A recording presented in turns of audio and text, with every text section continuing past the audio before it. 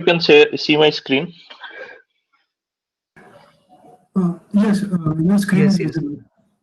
Okay, so I'll be basically discussing today on this problem which I've been working with some of my students over the last few years after I joined IIT Kanpur. So I'll keep it as basic as possible, and eventually at the end of the talk, you'll basically realize that it's basically a very easy problem. So the topic is basically consensus tracking and time delay. So I'll be briefly introducing what consensus is, then what consensus tracking is, and how is this affected by the presence of various time delays. Okay. So the problem that we had actually started to look into was basically a formation control problem and a containment problem. So formation control problem is essentially where you have a desired trajectory, wherein the trajectory has been generated offline by some path planning algorithm, or you have a target which is basically moving, and there are a number of other vehicles that are also moving, and you want these vehicles to move in a certain shape around the desired trajectory, or along the desired trajectory while maintaining a shape, or should encircle or encompass a desired vehicle as they move along in a desired shape. So that is the formation control problem. In a containment problem, what you need is you have a set of vehicles which need to move about a desired trajectory while also being contained inside a particular area. So you are not really worried unless they are contained in that area, and this area is actually mobile, and the center of the area keeps on moving along the desired trajectory. Okay, so both these problems are essentially looking into, or are essentially derivatives or something known as a tracking problem. Okay, so if you have some reference signal given and you want to track that reference signal, then what you do is you basically take the errors between the reference signal and your current state and generate control actions as per the errors. Okay, now given that there are multiple vehicles, so we'll specifically discuss using the formation control as an motivation to look into consensus tracking. So in this case, you see the gray circle right at the middle of the figure. That is what we term as the target, wherein it can be a physical vehicle or a virtual vehicle representing the path on the desired trajectory. Okay, and the blue ones are known as the agents in the system, and in this particular figure I have taken 4, but they can be many of them while they are trying to maintain a certain shape. Okay, now to maintain this shape as the target or the gray dot moves, what you essentially need is that the agents which are labeled as 1, 2, 3, 4 here should know their position with respect to the target.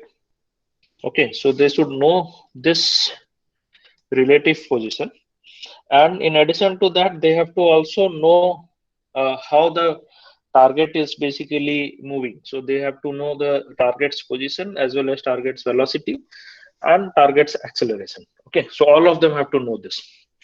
Now, knowing the offset with respect to the target is good enough, but then if you want them to know the target's information entirely, then as the system size increases, it becomes non-scalable.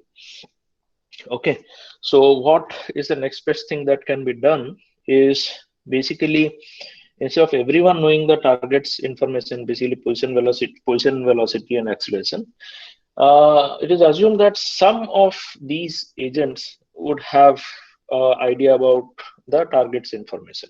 Okay, so for example, let's say the target's information about its position and velocity and acceleration is known to this particular vehicle in the system. Now the information is known to one. Now we have to come up with some control action which basically affects the evolution of the position and velocity of the remaining agents along with agent 3 in this particular case, such that the change in position of the target affects the change in position and velocity of the agent. So change in position and velocity of the target affects the change in position and velocity of all agents in the system. Okay. Now, if these offsets are set to 0, then essentially the control action, what it will do, it will make all of the agents to directly come onto the target and keep on moving along with the target. So essentially, with a 0 offset, you are looking into a problem of consensus tracking, okay, or a tracking problem basically. Now, where does this consensus come in?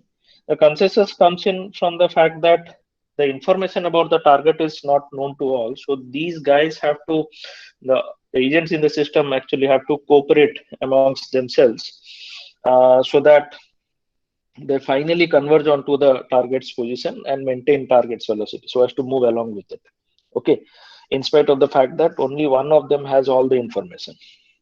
So to simplify this problem, as we proceed further, what you will see is we make an assumption that the target's acceleration is essentially known to all. It's the target's velocity and position that is not known to all, that is known to only a handful of agents in the system. Okay, so and it has been established that if you can solve if you can solve a tracking problem, then essentially by introduction of suitable offsets, you can solve a formation control problem. So we'll today focus on the consensus tracking problem. But then what exactly consensus is?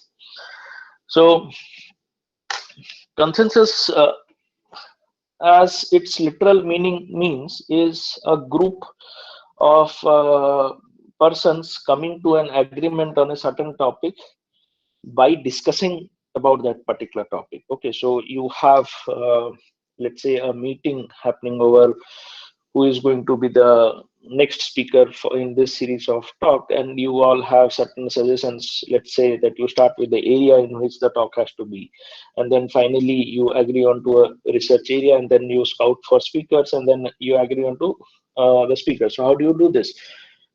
Few of you would have certain areas in your mind. You would start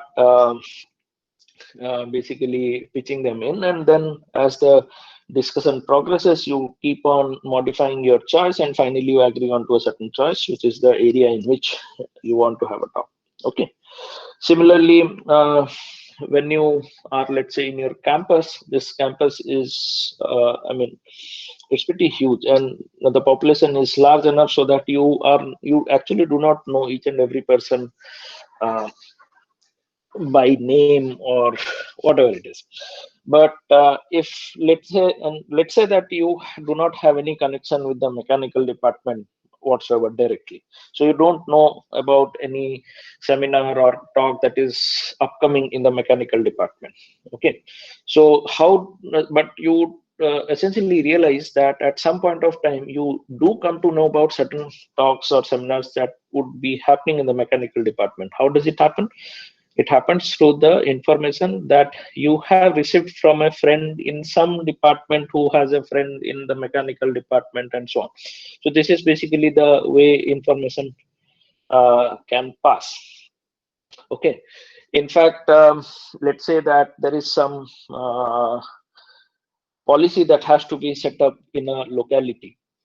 So you would basically talk about the policy with your neighbors, and the neighbors' opinion would get modified according to the discussion that they had with you, and these neighbors will then have a discussion with their other neighbors.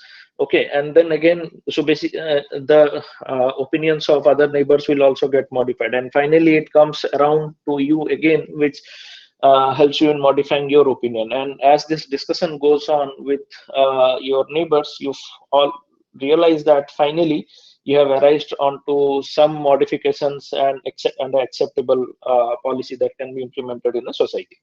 Okay, so what is happening is you are not interacting with everyone in the society, yet you are able to run it. Okay, and you run it because you have arrived onto a common agreement Okay, so that is what has been taken forward in terms of autonomous vehicles as well. So basically, it is as defined is a team of agents which reaches an agreement onto a common value. Basically, some of their states which are of interest to you will reach a common value by negotiating with their neighbors. So they exchange information among their neighbors. Only a group of agents will exchange with another group of agents, and using this information, they will be basically correcting their state values, and slowly all of them will converge to one common state value. Okay, for example, in a group of 10 agents, if it is said that each agent has only two neighboring agents, then each agent is just aware of the fact that there are two agents in the system. But to actually say globally there are 10 agents. Okay, so with the knowledge that there are only two agents in the system, excluding itself, of course, and correcting its state value, it is able to agree on to but every vehicle in the system is able to agree on to a particular state value. Okay, so where can you see such problems? One is the popular problem of rendezvous, which essentially means that every agent finally agree on to one common position where they will meet. Okay, so the trajectories as the agents evolve would finally meet at a particular point, and this trajectory most of the time depends on the initial condition of the agent. So where they had started, what was the initial velocity, and so on. Next is formation. Formation is essentially a derivative of rendezvous in most cases, wherein it's the offset that plays a part in maintaining a particular shape, and along with that, they also agree in terms of certain velocities. Flocking. Flocking is a case where you agree on to the direction of heading and the speed of heading. So basically, you agree on to the velocity. In addition to avoiding collisions amongst your neighbors while moving, yet not being far away from your neighbors. Okay. Next is the problem of attitude synchronization, wherein you would have two rigid bodies, and these two rigid bodies would like to have either same attitude or some different attitude, or would try to maintain relative attitude amongst themselves. Okay, so we call this problem as an attitude synchronization problem. Now, for this consensus to happen, there has to be some information exchange among the neighbors. So this information that is received by the agents with respect to their neighbors is either through sensors or over communication channels. Sensors like suppose you want to have relative position measurement, so you can assume that you have a radar kind of system installed, mini radar kind of system installed on you, and that would basically be able to give you the range and bearing of the targets that you're interested in, or the neighbors that you're interested in, and hence giving you the relative position of your neighbors with respect to yourself. And this is the information that you can actually use in consensus. Otherwise, the other way is everyone is assumed to have absolute position and absolute velocity information with them, and they pass on this information to whichever vehicle they are connected through a communication channel, and those vehicles should be basically their neighbors, and this information is then used by the receiving vehicle to correct their own state. For example, they can use the error in position to correct their current position, or error in velocity to correct their current velocity. So we'll use this idea of consensus to solve a tracking problem. Okay, now to achieve consensus, there is one important thing that is necessary as far as the information topology goes. So let's say that there are four agents in the system labeled as 1, 2, 3, and 4.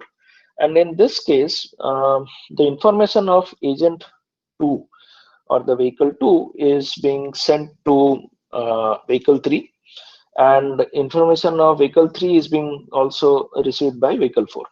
So now since 3 receives information of 2, it will try to correct itself with respect to 2, and 4 will try to correct itself with respect to 3, and hence indirectly correcting itself with respect to 2. But 2 is not receiving any information from anywhere, so 2 will not be correcting itself, and hence what will happen is the states of 2, 3, and 4 will converge to one value. Now notice that state of 1 cannot change, as it is not receiving information from anyone, neither it is sending information to anyone. So basically it is disconnected from this particular system. So what happens is these 4 agents, if considered as a multi-agent system, then this multi-agent system cannot converge. Why? Because the state of 1 is neither affecting any of the agents or nor being affected by any other agent in the system. So 1 does not affect 2, 3, 4 and is not being affected by 2, 3, 4 as well. Okay, so nothing will happen to 1.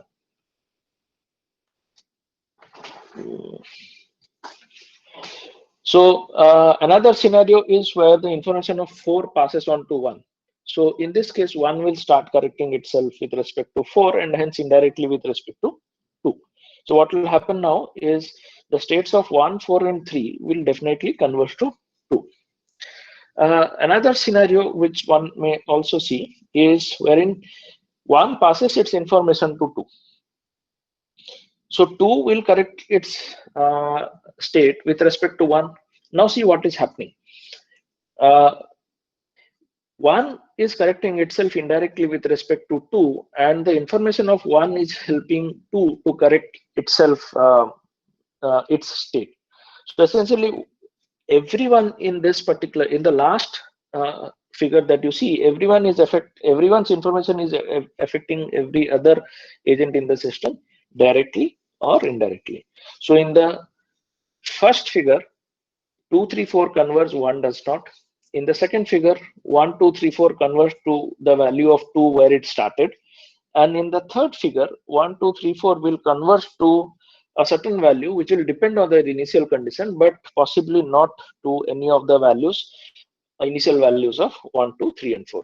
So what you notice here is, for consensus to be possible, your information exchange topology has to be such that it has a spanning tree. What is a spanning tree? Spanning tree is basically a graph wherein it connects every node.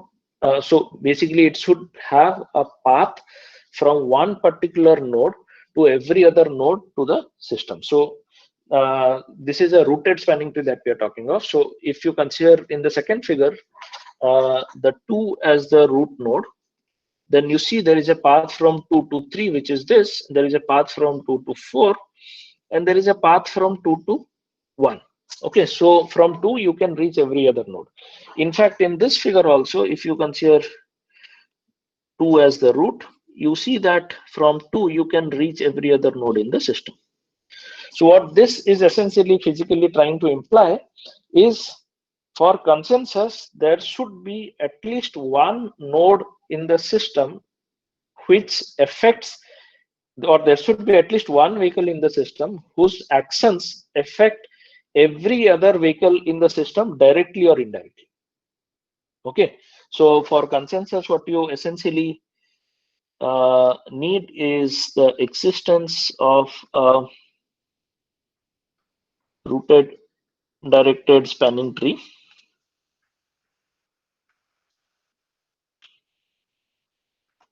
Okay, which means that there should be a node in the system, or there should be an agent in the system which affects every other agent in the system directly or indirectly. So the arrows, if you see arrow from one node to another, then it means that there is a directional flow of information. So here the information is flowing from 2 to 3. Okay, if there are no arrows, then it essentially means, but there is a solid line between two nodes, then essentially it would mean that there is a bidirectional flow of information, which is basically in this case. So this one is known as a directed graph, and this one will be known as a undirected graph. Okay, so in both of these information exchange topologies, it is possible to achieve consensus because you can reach from one node to the other node, to every other node in the system. Okay, now, so whenever we treat a consensus problem, this is the underlying assumption that is made, that the information exchange topology should at least satisfy this, so that when we go further, the consensus problem will actually work. So when we talk of consensus tracking problems, then there is a small addition that comes in. That is what we'll see as we progress. So for this discussion, I'll be considering a double integrator model, which is basically this. This essentially means that you will be generating acceleration commands to control the position and velocity of the vehicle under consideration. Okay, the desired trajectory is represented by R for its position, R dot for velocity along the trajectory, and R double dot for acceleration along the trajectory. And correspondingly, for the ith agent's position, velocity, and acceleration, we use pi dot, and pi double dot. Now, in a trajectory tracking problem, you essentially need to achieve these. These two norms have to be 0, which essentially means R and pi will become equal, R dot and pi dot become equal. Okay.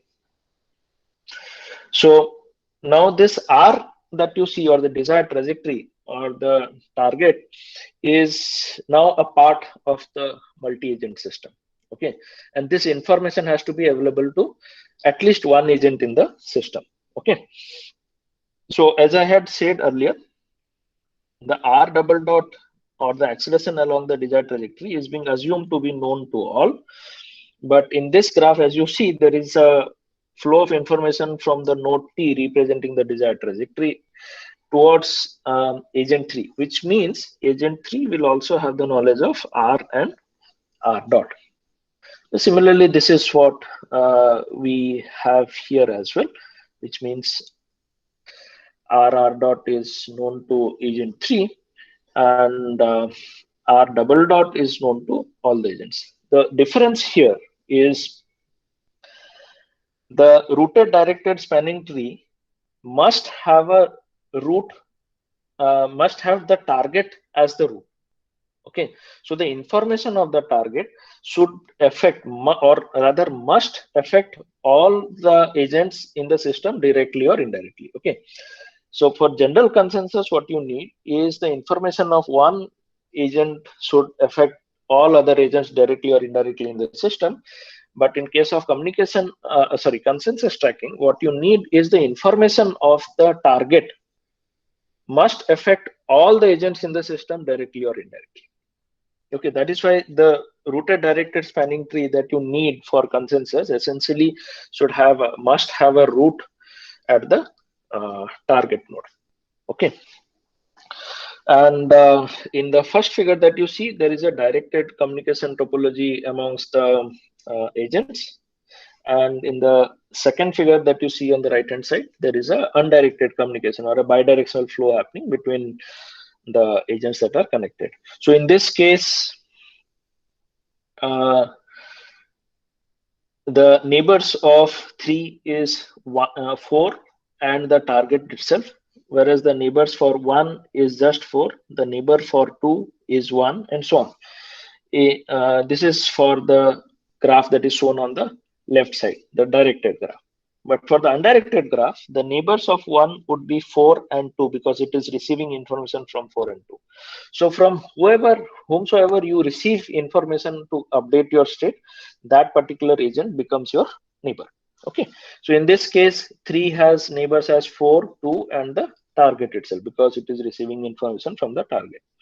There is another assumption that is made, is the target does not receive information about the agents and does not change or update its path with respect to the agent. So the target is independent in the system. Okay, so for consensus tracking problem, you need this to be satisfied. The trajectory, desired trajectory's acceleration has to be known to all, and at least one agent has complete information about the target. So complete information means In addition to R double dot, you need to have R dot and R information. With this, you can actually come up with the acceleration command that will help you in achieving consensus tracking. So that will help you in following the trajectory. Okay, so you note here that there is a AIK coming up. We'll see what this AIK is. PK and PI. So this part is basically a position error term which is being calculated by the ith agent with respect to the kth agent. Okay, and this is the velocity error part, which is again being calculated by the ith agent with respect to the, with the kth agent's velocity. Okay, now this computation will happen only if it is receiving information from the kth agent. So that is what is denoted by AIK. This guy is set to 1 if, for example, if you have A1 to be 1, then this essentially means agent 1 receives info from agent 2. This is what essentially it would mean. Okay, so AIK being 1 essentially means agent I receives information from agent K for necessary corrective control action that it has to take. If it is 0, if AIK is 0, then it means K is not a neighbor. K is not a neighbor of I, in case it is 0. I am setting this as 1, but you can actually set it as any positive value if K and I are neighbors, if I is receiving information from K. Okay, so similarly, if the ith node is connected to the target and is receiving information about the target, accordingly AIT would be 1. If it is not connected, then AIT would be 0. And then you have the relative position error calculation with respect to the target and velocity error calculation with respect to the target. In addition to this, you have a gain which is gamma, and for stability, this gamma not only needs to be positive, but also it actually needs to be lower bounded by a positive value in certain cases. So in some cases you would see gamma, you will find that any positive value of gamma would do, but in certain cases any value of gamma won't do, so it has to be lower bounded by a particular value. For example, for some alpha, some positive value has to be, so gamma has to be at least greater than a certain positive value, and this guy here depends on the information topology that you have chosen. For different information topology, the lower bound will also change. So if you want to find out the condition on gamma that will ensure this, what can be done is you can actually convert the entire multi-agent system and represent it as in terms of the error dynamics, which is basically E1 dot being E2 and E2 dot being minus ln plus B and E1 minus gamma ln plus B E2. So the ln here is basically, if you try to write these equations, combine them together for all the agents starting from 1 till capital N. So there are n number of agents. You try to put up all these equations together in the matrix form, with the error being defined as these in position and velocity respectively. Then you get this state equation where ln is basically because of the way AIK values are set, and so ln talks of the information topology, information exchange topology amongst the agents, and B here is because of AIT, which basically tells you which agent is receiving information from about the target and which is not. Okay, so once you have this, we need both the errors to go to 0 so that the position vector converges to r, and the velocity vector converges to r dot, which is the velocity along the desired trajectory. And for this to happen, the determinant of, this particular characteristic polynomial for the system must have all its root with negative real part. Okay. Now, there is one thing that is already known about this system is the ln matrix that is formed because of AIKs and the B matrix formed because of AITs. The ln plus B will have all its root on the open right half complex plane. So basically all roots will have positive real part. Okay. Now I can write this equation as a continued product of I equal to, let's say, 1 to n s square plus s gamma mu I plus mu I. Okay, so this is what the characteristic polynomial will actually look like, where mu I can very well be a complex number because the roots of ln plus b can be complex. So now you have to basically solve this n number of equations to find out a condition on gamma such that all the roots of the characteristic polynomial have negative real part, hence ensuring that the system is stable. So that is the gamma that you should actually choose so as to achieve consensus tracking. Okay, you can use Routh-Hurwitz method to actually solve this, but because you have complex numbers here, you have to be a little bit careful as to how do you handle the problem. Okay. So possibly you can combine two polynomials of complex conjugate roots to come up with a polynomial of degree 4 and then check the condition on gamma and proceed so on. Okay, so you get a condition that basically tells you this, gives you the lower bound, and this lower bound would be dependent on all the eigenvalues that you have for ln plus b. Okay, so let's see how actually this evolves. So the green trajectory that you see here is the desired trajectory, and the remaining are the path of 4 agents. So you can see that it is converging, and the error plot that we have on the right hand side is going to 0. This is because I have chosen a gamma for a simulation which satisfies that condition. Okay, but I need things to be simple so that I don't have to actually remember about the bounds and all. So there is an easier way to do this, or there is another way to handle this problem. Instead of having position correction terms and velocity correction terms with respect to the agents in the system sitting in the controller, I would rather have something similar in some virtual variables that I create, and I call them as the estimates.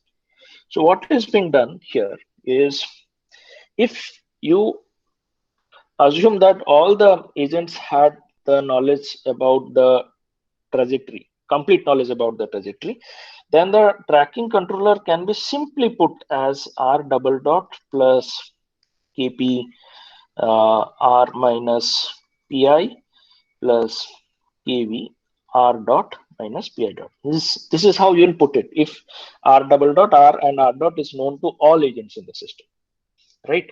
But and in this case, you just need kp and kv to be positive so that your pi is converged to r and pi dot converged to r dot. This is what you just need this much to be satisfied.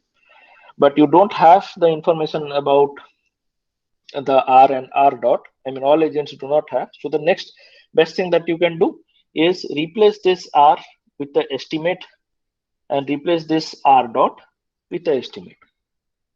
Okay, and now you have to update your estimates cooperatively. So instead of sharing actual position and velocity information amongst yourselves, what you do is you share your guess about the trajectory's position and trajectory's velocity amongst yourselves. So this guess or the estimate, where zeta xi is basically the guess about target's position and zeta is the guess about the target or the desired trajectory's velocity, it is this which is shared amongst them. Okay. Now there are two ways to realize this estimator. One is you follow the double integrator structure itself. Okay. So this pi double dot ui can also be written as pi dot is vi and vi dot is ui. Is a double integrator structure. So you follow this structure for designing this estimator. So you can have xi dot to be equal to zeta I, and zeta I will have a similar structure that you had just seen previously. Position error correction with respect to position estimate correction with respect to agents, position estimate correction with respect to target, velocity estimate correction with respect to agents, and velocity estimate correction with respect to target, with the gains C1 and C2 being used here. Okay, similar to a condition on gamma, you will also get a condition on C1 and C2 so as to achieve this convergence of xi I to R and convergence of zeta I to R dot. Okay, in this particular case, we call this as the double integrator estimator. Hello. Yeah. Yeah, can I interrupt you for a second? Yeah, please. So yeah, there is a chat question in the chat, and Shovik Das is asking, can Aij take any other values other than 0 and 1? What does it mean when Aij is bounded above and below by 1 and 0, and when Aij is greater than 1? Okay, so AIJs would be 0 if you are not receiving any information. So if I is not receiving any information from J, then AIJ is 0. Okay, that is apart. If I is receiving information from J, then Aij will be greater than 0. It can be any value between 0 to infinity, but not infinity, of course. It can be high. Now, higher the value of Aij, it means you are giving more weightage to the information received from J. For example, um, let's say that your correction term is going to look uh, something like this. Let's say for some part, this is how the correction term is going to look like.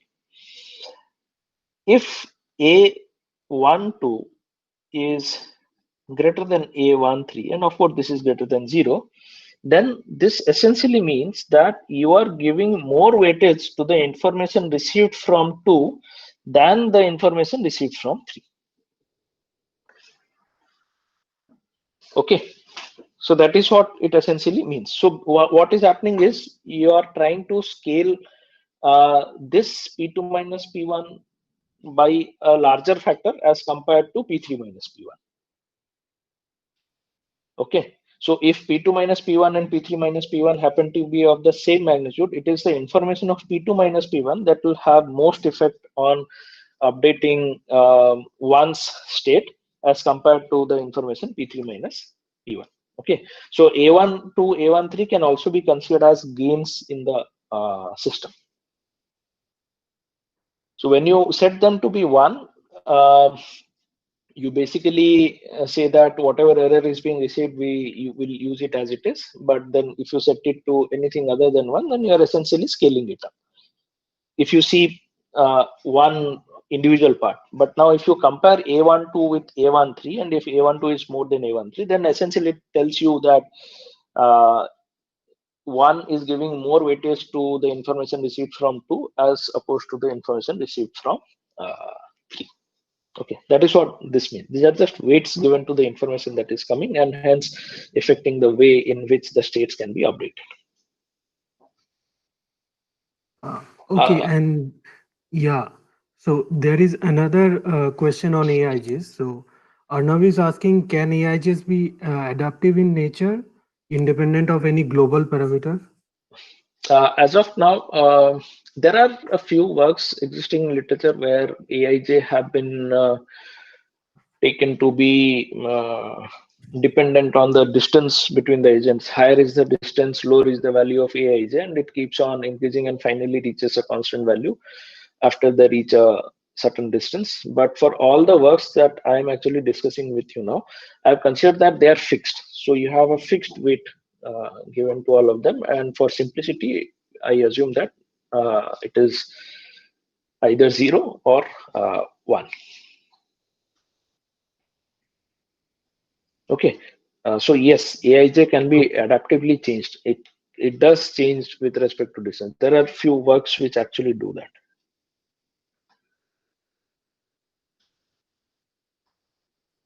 All right. Okay. Yeah. Okay. So, okay. So coming back to this, we call this estimator structure as a double integrator estimator structure, and if you notice the structure on the left hand side in the blue box, this is a little different from what we had in the red box. Here zeta I dot is not exactly equal, xi I dot is not exactly equal to zeta I. Okay, so this is a single integrator form that we have. This is a single integrator form that we have, and hence, and these two single integrators are coupled because of the existence of zeta I here.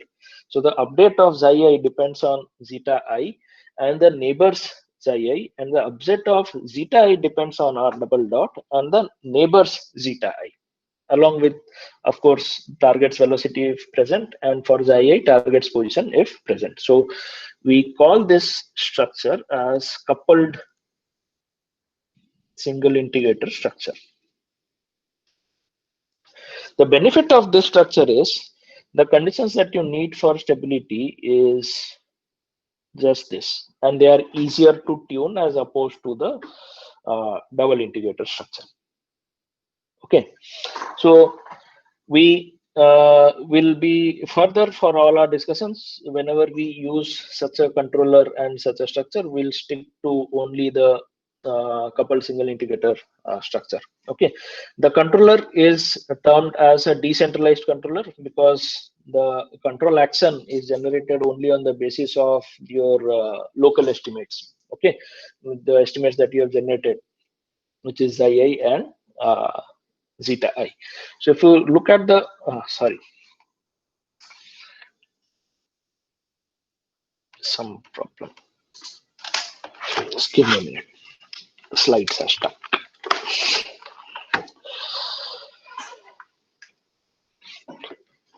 So if you again, it's the same initial conditions and the same trajectory that I have taken with this coupled single integrator estimator and the controller, and we see that it still converges and the errors are actually going to be 0.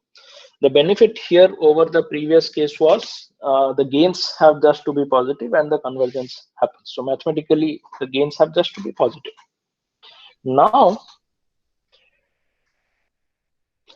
there are two types of delays that can creep into the system. One is you have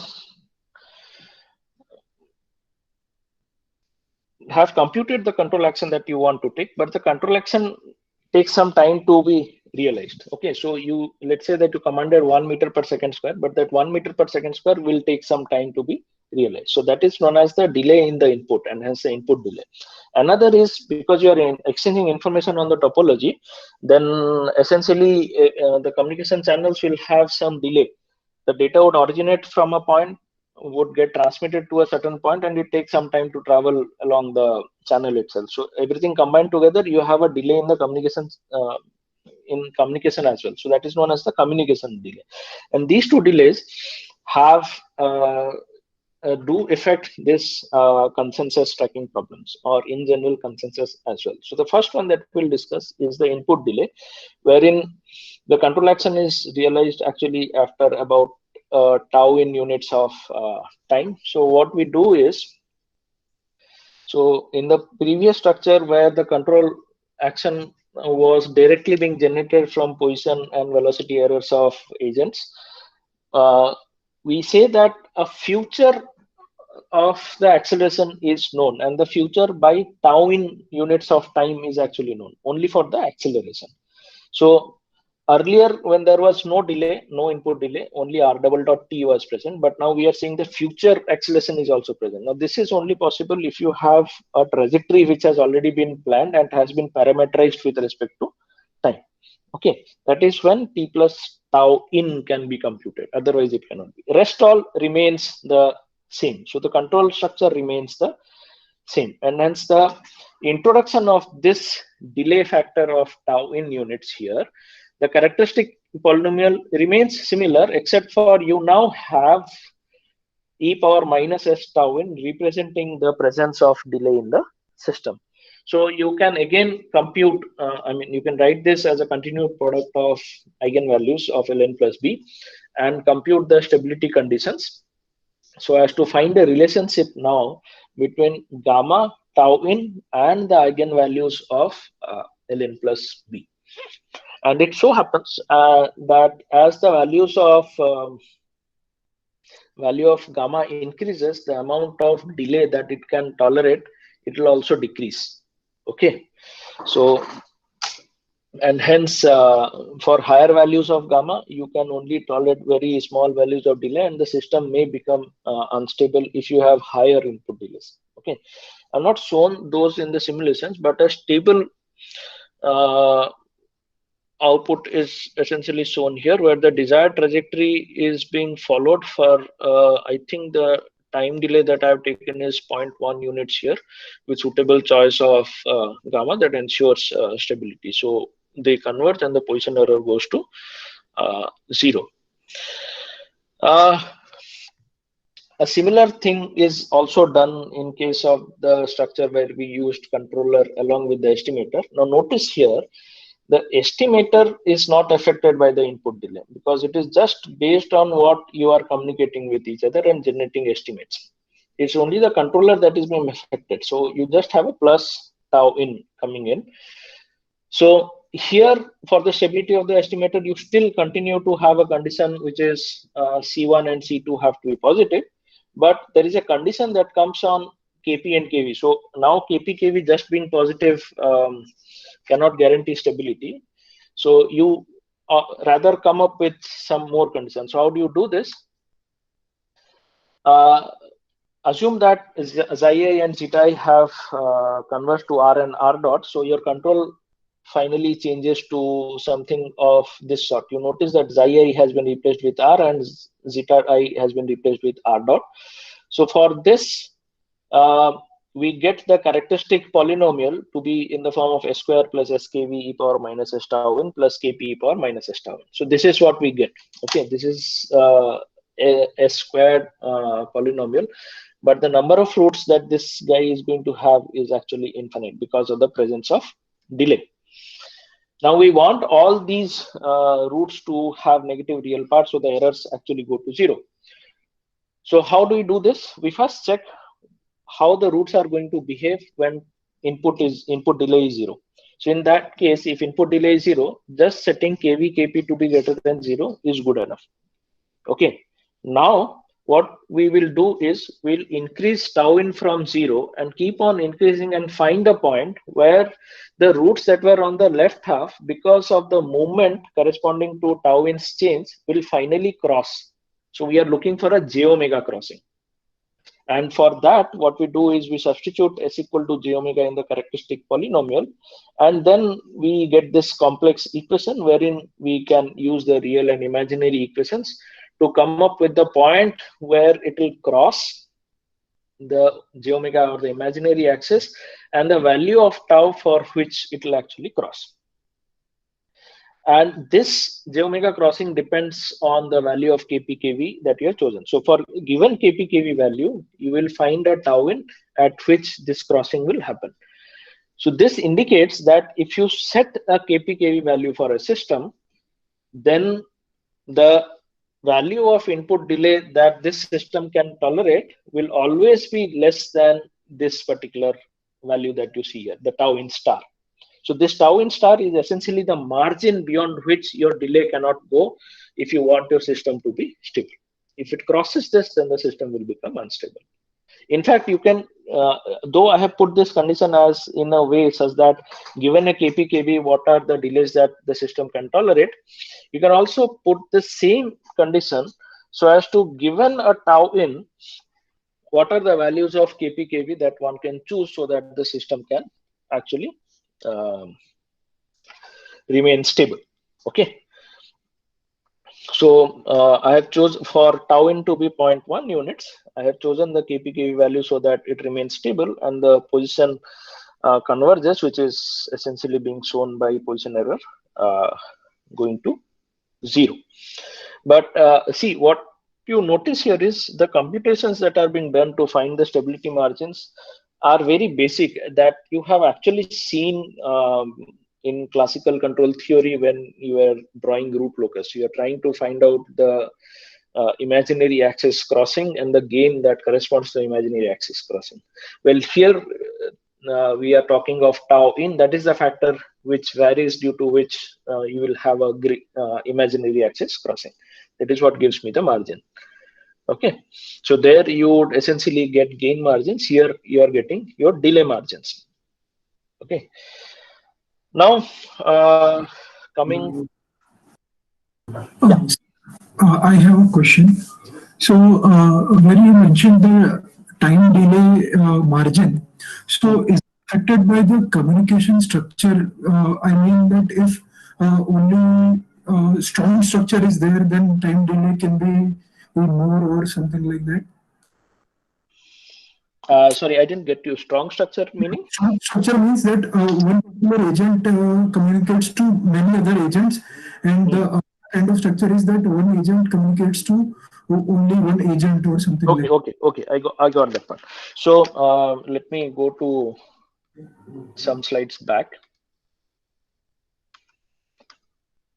Okay, so if you see this control structure here, okay, with input delay, okay, I'm talking of only the input delay as of now. With input delay, if the number of neighbors of a agent increases, okay, while AIK being 1 if there is a connection, okay, the number of agents increase, then the delay margin drops. If you have low number of agents, then the delay margin would be high. But again, it has its repercussions, right? I mean, if there was no delay, then you can see that if the number of neighbors are not, I mean, are less, then the convergence rate is slow as compared to the case when the number of agents were more. Okay, now we cannot say such things for sure when we have delays in play, but what we can say is if you try to find out the condition on gamma in this particular case, what you get is, because it is dependent on ln plus b and tau in, or you try to find the delay margin given a gamma and a ln plus b, what essentially you see is it depends on the magnitude of the eigenvalues. And if you have larger number of agents in the larger number of neighbors in the system, then the magnitude of the eigenvalues may be high, and you will see that as the number of neighbors increase, then the delay margin drops. So with low number of agents, probably you would have a higher delay margin for the same set of gains. Okay, but in this structure, in this particular structure, even if for only delay on only input delay, it doesn't matter whether you have a very large number of neighbors or very small number of neighbors, because the delay margin here depends only on the individual kpkv values. It does not depend on the neighbors in this particular structure. This is a benefit of the structure when you do not have communication delay but only have input delay. Okay, so the delay margin here is independent of how high the number of neighbors are for agents. But in the previous case, that was not true, and it can have reduced delay, considerably reduced delay margin. Okay, sir. Thank you. Okay, so now coming to this particular case, when you have communication delay, I think I'm running a bit off. I will try to wrap up in next 15 minutes. Sorry to hold you guys for a long time. So if you do not have input delay, but rather you have delay on the communication channel, then what is happening is you are comparing your current value with a value that you have received, but after a delay. So let's say that you have a value P, and the value that you are comparing with is 1, and this 1 has been delayed, let's say received after 0.1 seconds of transmission. Okay, so basically you're comparing yourself with the value that you should have compared 0.1 seconds before. So this is what is being represented by this minus tau com. So you're comparing yourself with a value that you have just now received, but it's a delayed value. It took time to come. Okay, so whatever value you have received is assumed to be delayed by constant homogeneous communication delay of tau com. And if you see here, you will not achieve consensus. You will not achieve tracking.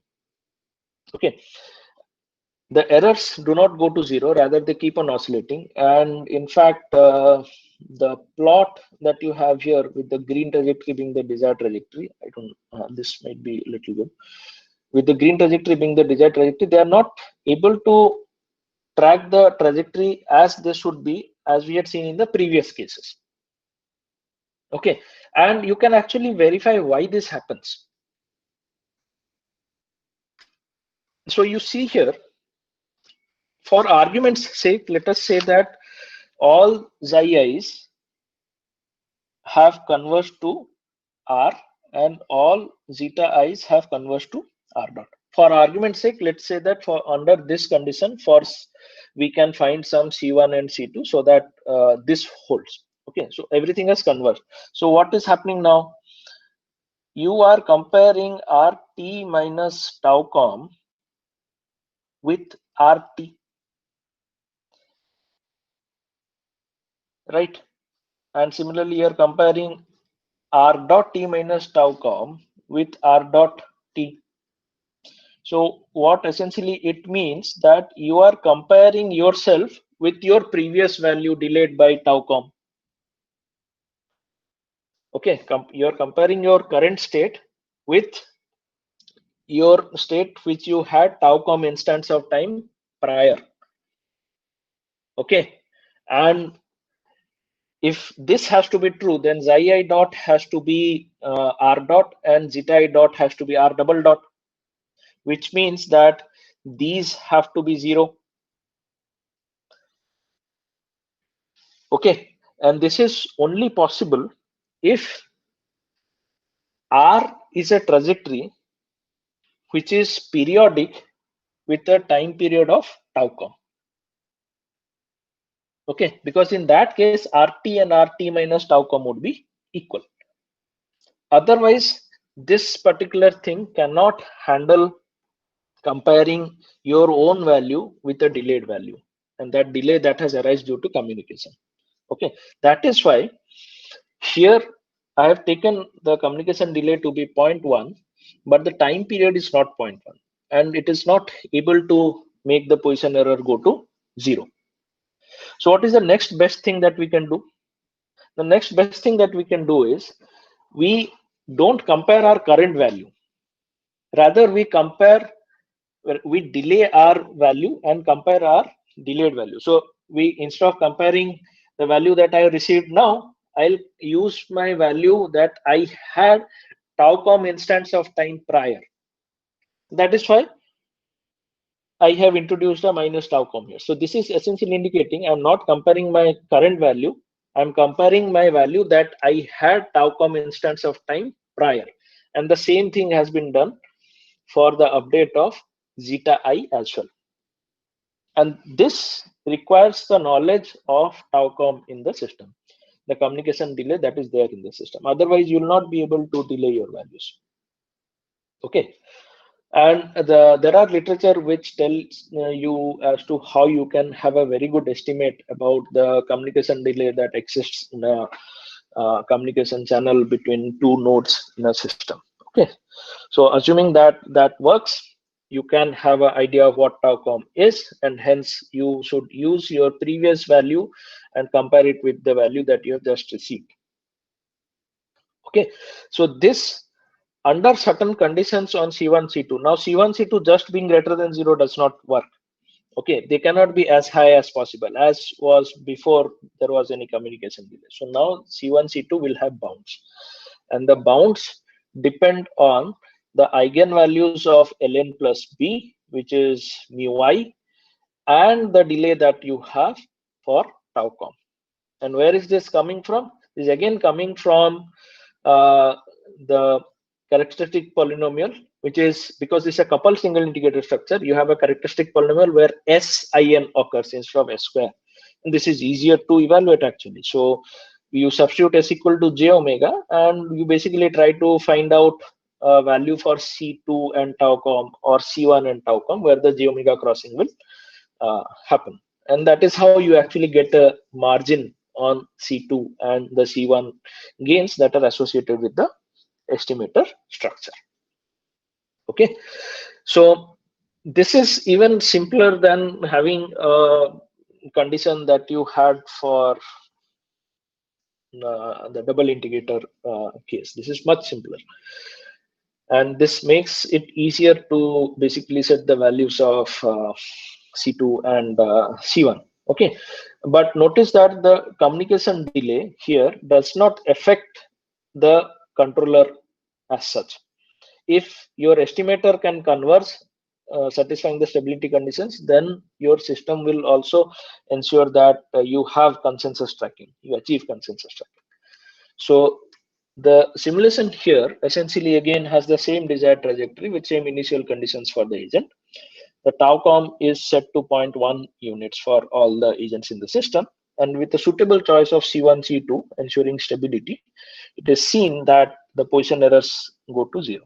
The velocity errors also go to 0. It has not been plotted, but you can achieve consensus tracking. If you make C1 or C2 or both of them more than the boundary that has been mentioned, then the system becomes unstable. They will diverge. The estimates diverge away, and the controller tries to follow the estimates, and hence the position of the target and the position of the target and the velocity of the target diverge away from the position of the agents diverge away from that of the target. Now, when you have both of them coming together, because we saw that input delay does not affect the estimator, and communication delay, if everything is chosen correctly, does not affect the controller, so it's the same conditions that will actually flow in. Just give me a minute.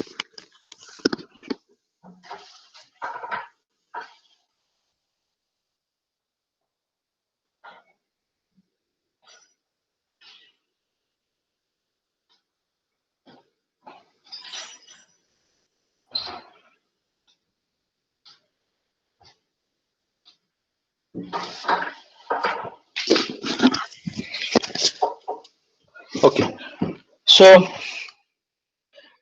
the stability conditions that you get relating Kp, Kv, and tau in would be very much independent from the stability conditions that you get for C1, C2, and tau com. So if you choose those conditions properly, then you can see that there is actually convergence happening. But please note that whenever there is an input delay, we rely on the fact that future information on the acceleration along the trajectory is also available to us up till a tau in instant of time forward in time. Okay. Now that is a very strong assumption that we have. Along with that, another strong assumption that we have is R double dot is actually known to all the agents in the system. Okay, so first we have to get rid of the future information being known, and then we will get rid of the acceleration information being known to all the agents. So we'll discuss the first case, but the future information is not known. So instead of Ri double dot t plus tau in, what we use is basically, I forgot, this vi hat dot is nothing but zeta I dot. So in line with the previous parts of the presentation, xi dot is xi hat is nothing but psi I, and vi hat is nothing but zeta I. So instead of having ri double dot t plus tau in, you could have ri double dot here, but we had chosen it to be vi hat dot over here, and the remaining part remains the same. This is the estimators coupled single integrator estimator structure that is almost similar, except for the fact that now we are saying, earlier what we were saying is everyone has to correct themselves with respect to the information that they are receiving from the neighbor. In addition to that, if you get targets information, use the targets information as well to correct yourself. But now what we are saying is, if you have the targets information, you stick to correcting yourself with respect to targets information only. But if you have neighbors information and not the targets information, then you correct with it with respect to the neighbors only. And the number of neighbors that each agent, if at all they have one, will be restricted to only one. If you do not have a neighbor, then you will be connected to a target. If you do not have a target, then you definitely have a neighbor. That is what this particular estimator structure assumes. And if you put it in the form of a matrix, this almost looks similar to what we had in the previous coupled single integrator structure. So here the conditions on CIP, tau ICOM, and CIV, tau ICOM would be similar to what we had. In addition to that, your gamma IV and gamma IP, because there is no communication delay here. If there was a communication delay, then the conditions would be similar to CIP, CIV, but there are none, so they just have to be positive. So here with stability, what happens is it is ensured that xi hat dot finally goes to R, and xi hat finally goes to R, and vi hat finally goes to R dot. Okay. Once this happens, your essentially u changes to R double dot t, vi hat changes to R dot, and xi hat changes to R. And now in this case, you will not have exact tracking. You will not, the agents will not be able to follow exactly on the desired trajectory, but rather you'll have something known as a bounded tracking, which means if you take a point on the trajectory, then there is a neighborhood around that point within which all the agents at any point of time would definitely be. So as the point keeps on moving, that ball also keeps on moving along with it, and the agents will continue to remain within this neighborhood or the ball around this particular point on the trajectory. So in some case, so in this, we have to compromise on consensus tracking and go for bounded consensus tracking, because we do not have the luxury to have future acceleration informations with us. Okay, so if you, there is a small simulation that I had. So the red trajectory that is evolving very slowly here, this is the red trajectory that is evolving. That is the desired trajectory, and there are 4 agents which are actually trying to track it. So at every instant of time, you can actually find a ball around the point on the trajectory within which other agents' trajectories will continue to lie. So this is what we term as the bounded consensus problem. Okay, so here if you take a point within a ball, you will find at that instant of time all the agents are lying within the ball, and this is a relaxed condition as compared to exact tracking.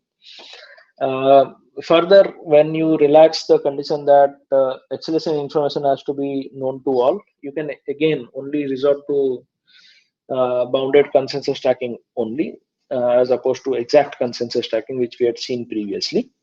But now the ball will increase, the size of the ball will increase, because you have lost some more information now.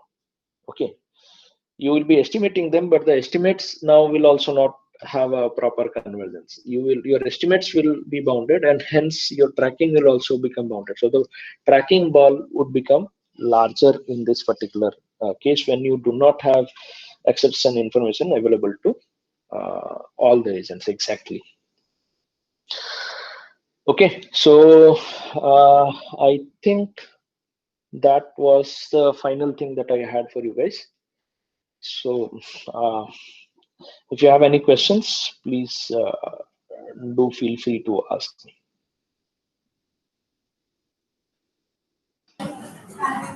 So there is a question in the chat by Arnab Pal. He's saying that instead of double integrator model, can we Hmm. expect a higher order LTI model, like only using output information? In higher order model, can we value margin in higher order LTI model? So basically, to bring the question uh, down, uh, so what is being asked is essentially, can this be in general extend to LTI systems? Yes, you can have such problems for LTI system, but the conditions will again change. Okay, extending to higher order integrators might be easy. Okay, uh, as you see here, because the coupled single integrator structure, if it is used, then you just increase that number of integrators involved by um the number of the state of the integrator. So if you have an nth order integrator model or mth order integrator model, then the number of integrators that you see in the estimator, coupled single integrator estimator, will also be m, and the conditions would remain similar. But if you look in general for LTI systems, then it is going to look a little bit different, because there the states are actually interacting with each other, whereas in higher order integrator models, it is just a successive integration, and that makes it easy to handle. But yes, there are problems where I mean, if you scout the literature, you'll get such problems for LTI systems.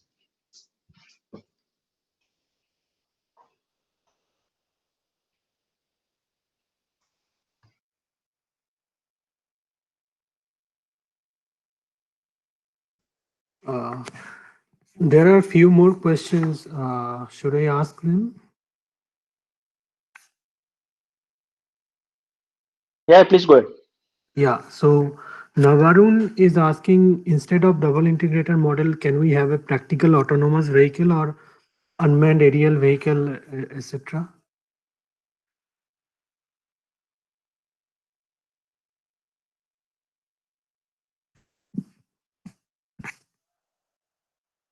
Okay, so the consensus algorithms that you normally see are basically outer loop algorithms. Okay, for example, let's say that you have a quad rotor.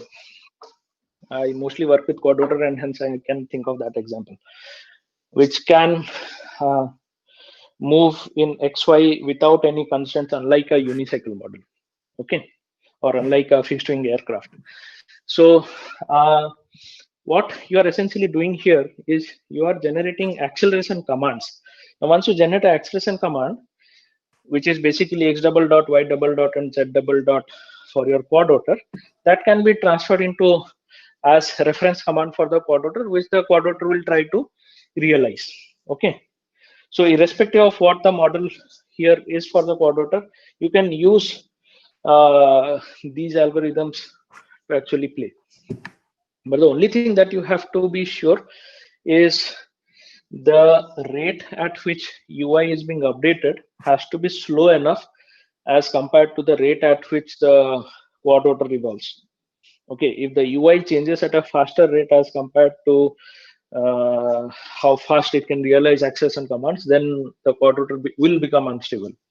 So whenever I said about gains being just greater than zero, or when we talked of stability conditions for these delays, this was not taking the dynamics of the actual vehicle into account. So if you take them in, then again, for time separation of loops, there would be additional conditions that will come up on these gains for stability in practice.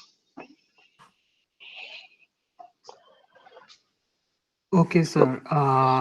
So there is one last question we have. Uh, so Richa is asking, what if the node are not connected? Then is the consensus tracking is possible with the partial estimates of independent nodes? No, consensus, whatever involves consensus, it means that the information has to affect every node in the system. So for consensus tracking, the information of the target has to affect every node in the system. So every node has to be, if you try to sketch a graph out of it, then the graph should look like, I mean, as I said, there should be a rooted, directed, spanning trees rooted at the target itself. Okay, otherwise you cannot have consensus. Yeah. And I think there is one more question, if I can see. Yeah. Bounded consensus tracking, asymptotically all agents will reach exact consensus? No, it will always remain bounded. So they will reach that bound asymptotically.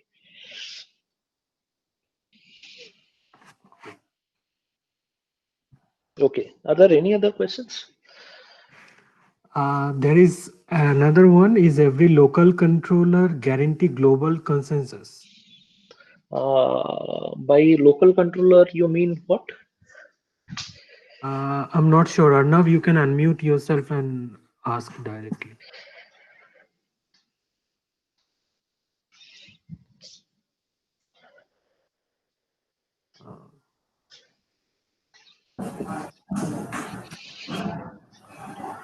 I think he may not be able to hear. Yeah. Okay, okay. So Okay, sir. I'm not sure about what the local controller idea is, but whatever controllers I saw, I have actually shown you. If it is stable, then it will always track the trajectory irrespective of the initial condition. Okay. Okay, if there are no more questions, we would like to conclude this session. First of all, thank you very much, Professor Sahu, for taking out your time. So it was a very interesting talk and it gave useful insights to all of us. So thank you very much for taking up your time. Thank you. Yeah. And thank you for inviting me. And also, I'd like to put up this that not everything that I've shown are exactly my work. They are all that I have taken over my time of study for the literature along with my students. So feel free to scout the literature to find these works. And if possible, I'll try to share the citations with the organizers, which they can possibly attach it along the video wherever it is being uploaded. Yeah, sure. Okay. Okay.